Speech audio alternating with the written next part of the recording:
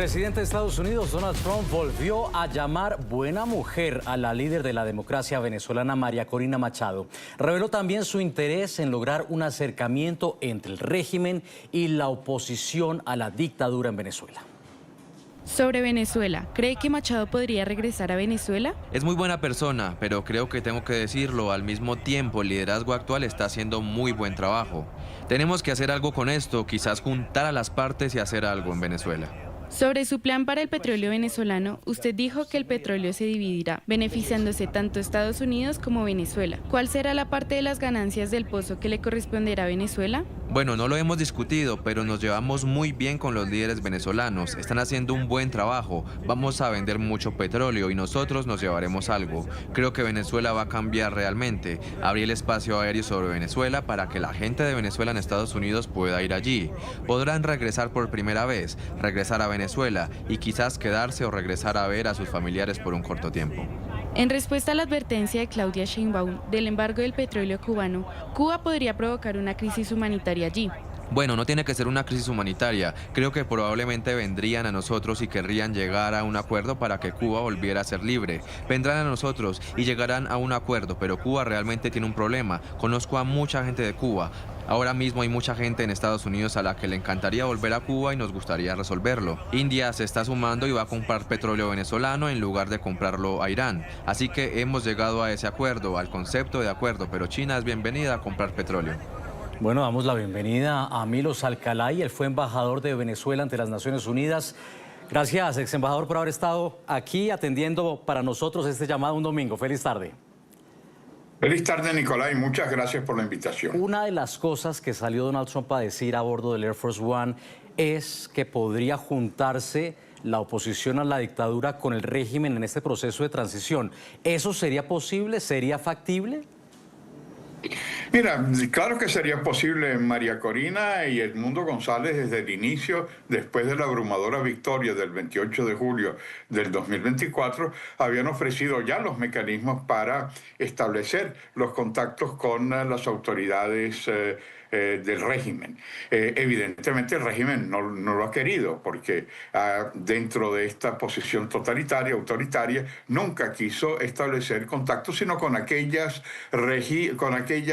personalidades políticas sumisas o menos conflictivas en la búsqueda de los contactos. De manera que, sin embargo, en estos momentos no se trata de reunirnos porque hay después del 3 de enero, la situación de Venezuela ha cambiado radicalmente. Es una transición que no se ha dado en ningún otro país en la forma en que se ha dado, en donde todo el despliegue militar norteamericano llega, hace la extracción del jefe de Estado, jefe de gobierno, líder máximo del país, y a la primera combatiente, diputada Flores, y comienza un proceso en donde toda la acción del interinato.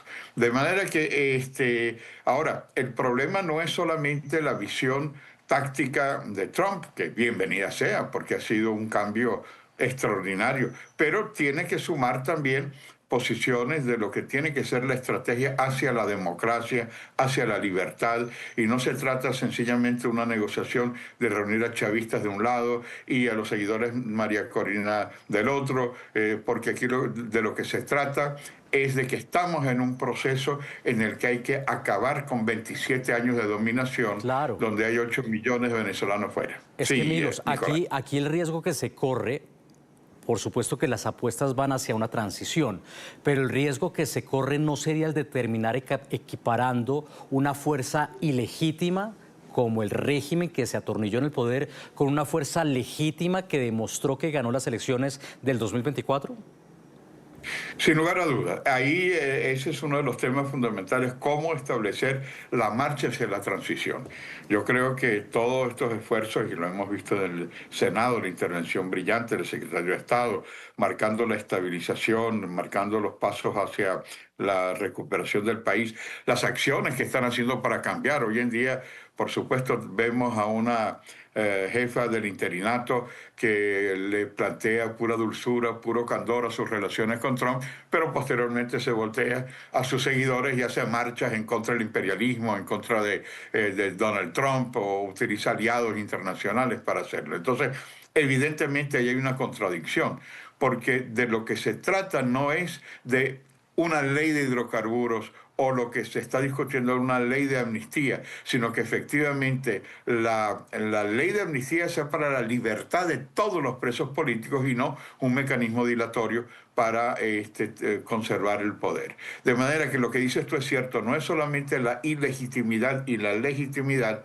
sino la búsqueda de un cambio radical, pasar de un gobierno totalitario, autoritario, a una democracia plena, libre, en donde los venezolanos, la mayoría de venezolanos, pueden expresar cuál es su posición de cambio hacia una mejor Venezuela.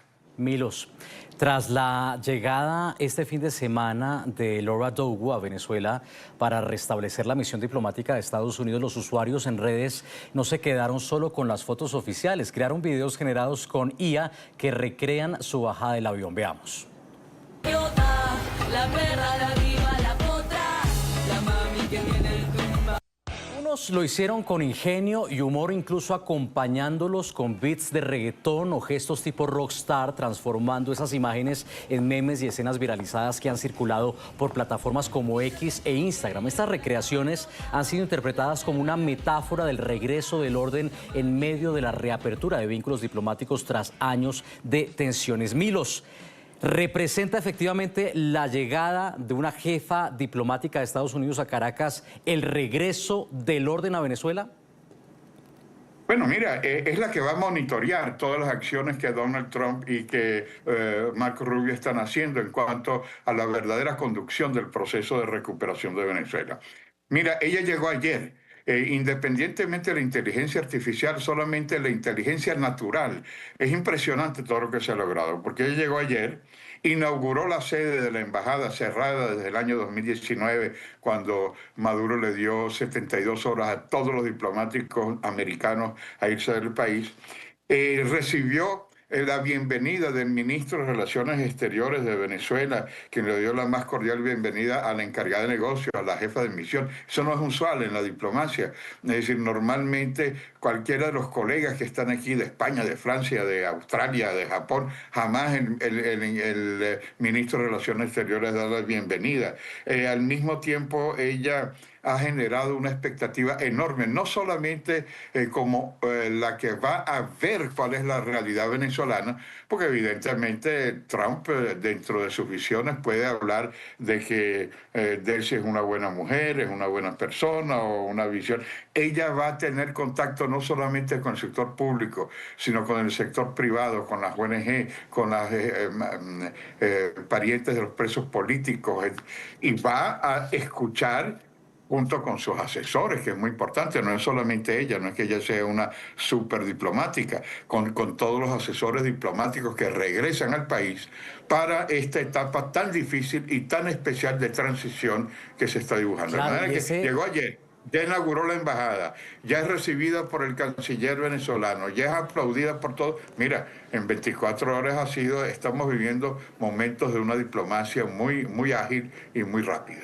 Y el perfil parece encajar perfectamente con las ambiciones de Donald Trump en Caracas, que es la transición, ¿no? Un perfil, estamos hablando de una ex embajadora de Estados Unidos en Centroamérica, particularmente en Nicaragua, orientada en transiciones. Así, y fíjate tú que hay una gran discusión inclusive entre sectores de oposición. Bueno, pero ella no puede venir porque hace falta primero restablecer relaciones diplomáticas. No, que ella es la jefa de la oficina en Bogotá. No, es decir, el tema es una decisión política. Ella es la jefe de misión. Ya lo demás se irá arreglando, entre otras cosas, porque el interinato tiene interés también. Allí está Félix Plasencia en Estados Unidos. Más que las relaciones diplomáticas, ellos tienen interés, y lo han dicho, en relaciones consulares en Nueva York. ¿Por qué? Porque el cónsul de Nueva York es el que va a poder visitar a Nicolás Maduro y a su esposa. Inclusive lo han solicitado ante el juez. De manera que, sin negar, evidentemente, todo el otro aspecto diplomático en Washington, recuperación de la oficina. Estamos moviéndonos con una velocidad increíble y yo creo que veremos Y no solamente de Estados Unidos. Mira, hoy mismo se anunció que reabre el consulado en la República Dominicana. Otros países, Venezuela ha estado aislada por esa diplomacia de carritos chocones. No hay embajada de Canadá, no hay embajada de Argentina, no hay embajada de Paraguay, de Ecuador, de Perú, de Costa Rica, de Panamá. Ahora, con el regreso de Estados Unidos, hay como una especie de paraguas diplomático que creo que pronto veremos a otras misiones diplomáticas hoy que no están presentes y que se sumarán a esta etapa de transición en donde eso ayudará a esos venezolanos que están en la diáspora y ayudará también las funciones diplomáticas, económicas y consulares de cada uno de esos países. Podríamos estar siendo testigos quizá de ver cómo se asoma aparentemente un efecto dominó después de que precisamente República Dominicana anunciara pues gestiones para restablecer la presencia consular. Embajador Alcalay, le propongo que nos detengamos ahora en este rostro en pantalla. Es Diosdado Cabello, considerado el número 2 del régimen, un personaje al que usualmente veíamos sonriente, haciendo burlas, ironizando sobre la crisis del país, la ONG, los venezolanos y por supuesto sobre los presos políticos. Esos presos cuya existencia negó hasta el último día, hasta que el viernes la encargada del régimen anunció el cierre del helicoide y un proyecto de ley de amnistía general para los detenidos por motivos políticos. Ahí lo estamos viendo. Hoy el gesto es otro, un rostro duro, marcado por el disgusto, la amargura y la desazón, la expresión de una verdad que resulta cada vez más difícil de negar ante el mundo, porque años atrás, con soberbia y a gritos, Diosdado Cabello aseguraba desde el Pleno de la Asamblea Nacional que no habría ley de amnistía ni reconciliación alguna. Esto decía en 2016. ¿Qué satisfacción en verdad nos da que se vuelvan locas y locos gritando? ¿Qué satisfacción nos da que todos ustedes se vuelvan locas y locas? Aquí no va a haber ni ley de amnesia, ni ley de impunidad, ni ley de amnistía, ni conciliación, ni reconciliación. Aquí va a haber patria, va a haber soberanía, va a haber independencia, va a haber paz y va a haber justicia. Va a haber justicia. En 2015, Nicolás Maduro rechazó la ley de amnistía aprobada por la Asamblea Nacional Legítima, elegida en 2015 con mayoría opositora, y en un intento de desprestigio llamó a la normativa un instrumento para proteger asesinos. Así lo digo, como jefe de Estado, no aceptaré ninguna ley de amnistía porque se violaron los derechos humanos. Y así lo digo y así me planto. Me podrán enviar 1000 leyes, pero los asesinos de un pueblo tienen que ser juzgados y tienen que pagar. En contraparte, solicitó al Tribunal Supremo de Justicia, controlado por el madurismo, declarar inconstitucional la norma, frenando la liberación de presos políticos. Con este documento pidiéndole a la Sala Constitucional declare inconstitucional la ley de amnistía criminal. Esto mientras el número 2 del régimen, Diosdado Cabello, juraba que no habría negociaciones con la oposición, justificando las violentas y opresoras conductas de la dictadura al detener activistas de manera arbitraria y afirmando que no aplicarían lo que tildó de ser la ley de amnesia. Aquí no va a haber ni ley de amnesia, ni ley de impunidad, ni ley de amnistía, ni conciliación, ni reconciliación. Aquí va a haber patria, va a haber soberanía, va a haber independencia, va a haber paz y va a haber justicia. Eso para 10 años después, negar la existencia de presos políticos y en un débil intento de convencer al mundo de la supuesta autodeterminación de la cúpula actual, asegurar que el inicio de la liberación de los presos políticos habría sido una decisión interna del régimen. Las liberaciones de personas que se hacen llamar presos políticos. No son presos políticos, ellos lo saben. Tienen como una campaña. Sí, estamos logrando, gracias. No, eso lo ordenó el presidente Nicolás Maduro en el mes de diciembre y antes. Y antes. Y nosotros lo que hemos hecho es darle continuidad. Quiero aclarar, quienes hoy hacen campaña por los supuestos presos políticos de Venezuela, hacen fiesta porque el presidente Nicolás Maduro está secuestrado en Estados Unidos. Y aunque hoy respalda las órdenes de su hermana, la encargada del régimen, Delcy Rodríguez, el presidente del legislativo ilegítimo, Jorge Rodríguez, también en 2016 desprestigiaba la iniciativa de una ley de amnistía.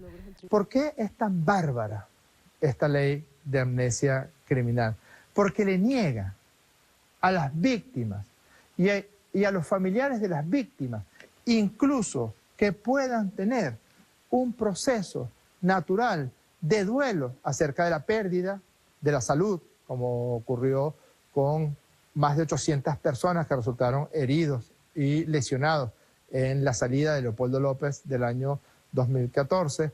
En 2007, el fallecido Hugo Chávez perdonó a los involucrados en el golpe de Estado de 2002 en su contra. En ese momento, la oposición también pedía que fuera ampliada a todos los presos o perseguidos por razones políticas. Embajadora Alcalay, la negaron por años, ahora la están presentando y la Asamblea Nacional Ilegítima la discutirá la próxima semana. El viernes, como lo ha hecho también Diosdado Cabello, Delcy Rodríguez dijo que era un plan ya de Nicolás Maduro, aprobado supuestamente. Pero estamos claros en que aquí hay presión de Estados Unidos, que aquí no se trata de una voluntad realmente creíble por parte del régimen. Así es. Yo diría, Nicolás, que además de la presión de Trump, que es clara, que la misma María Corina Machado resaltó que esta ley de amnistía o la ley de hidrocarburos se da por las presiones de Rubio y de Trump, también hay que ver que por primera vez la ciudadanía ha perdido el miedo en el tema de la libertad de los presos políticos, porque hemos visto en Caracas no solamente la marcha de los estudiantes, la vigilia de los familiares frente a las cárceles, las acciones de los obispos eméritos que con su mensaje a la conferencia episcopal que comienza el 4 de febrero con una posición muy clara. Porque el problema no es un problema jurídico, no es un problema de ley, es un problema político de querer efectivamente aceptar que tienen que poner en libertad plena, no en excarcelaciones, en libertad plena. Entonces, si vamos por la vía jurídica, una vez más es la manipulación de la verdad, porque es verdad lo que dices tú, en la foto hemos visto a Diosdado Cabello, pero ¿quién es el presidente de la comisión que va a redactar la ley de amnistía? Diosdado Cabello. Diosdado Cabello, ¿tú crees que él va a adoptar una ley amplia y generosa que abra las cárceles, que abra esos centros de tortura que él mismo ha impuesto para que liberen a todos los presos, a todos, sin excepción, a los militares, a los policías? Si no lo llega a hacer, entonces, ¿cómo va a responder Estados Unidos? Es decir, Diosdado sabe que Estados Unidos está respirando. Ahí es donde está el monitoreo, y ese es el tema que hablábamos antes de Laura Dogu, que es la nueva encargada de negocios, porque cuando la interina habla con Trump, dice lo que usted diga, mi comandante en jefe, pero después se voltea y recibe, por ejemplo, cuando se juramenta como la comandante en jefe de las Fuerzas Armadas, al lado de Jorge Rodríguez, su hermano, presidente de la Asamblea, está Diosdado Cabello, y solo después la presidenta de la Corte Suprema de Justicia. Entonces, es verdad, yo sí creo que Diosdado Cabello está con los días contados. Esta acción del 3 de enero debilitó tremendamente a Diosdado y tremendamente al ministro de Defensa, Padrino. Ambos siguen muy debilitados, yo creo que tienen los días contados, pero mientras tanto siguen en el poder. Entonces, la encargada, la interina, tiene como dos cabezas, como el águila de dos cabezas. Por una parte, pura dulzura, paz, amor, cuando habla con Trump, y después se voltea y es la gran aliada de Diosdado, porque estos mecanismos no son nuevos. Sí. Su hermano Jorge Rodríguez los utilizó en 17 oportunidades en las negociaciones, hablando de paz, de amor, y después dándole una patada a las mesas. De manera que esta es más o menos la misma metodología. Sí. Y la pregunta que tú haces es, ¿Trump va a aceptar que jueguen con él? Yo creo que no. Y eso lo dirá el equipo diplomático que ya está en Caracas. La interpretación del ex embajador de Venezuela ante las Naciones Unidas, Milos Alcalay. Gracias por haber estado aquí. Gracias, Nicolás.